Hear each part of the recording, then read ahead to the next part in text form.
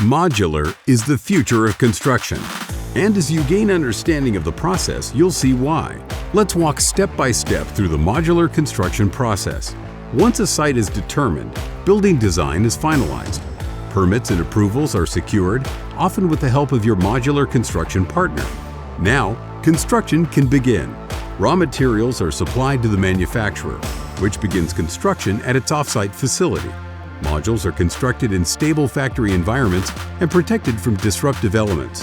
While fabrication of the building at the factory is taking place, the construction site is being prepared for the building's arrival.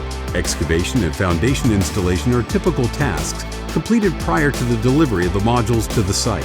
On to delivery. A delivery contractor picks up the modules and transports each of them to your site, where the units are installed on the foundations. Then, seams are finished, and electrical, water, and sewer connections are made. ADA-compliant access systems such as decks, steps, ramps, and sidewalks are installed along with paving, striping, and landscaping depending on the contracted scope of the project. That's it! You're ready to take occupancy.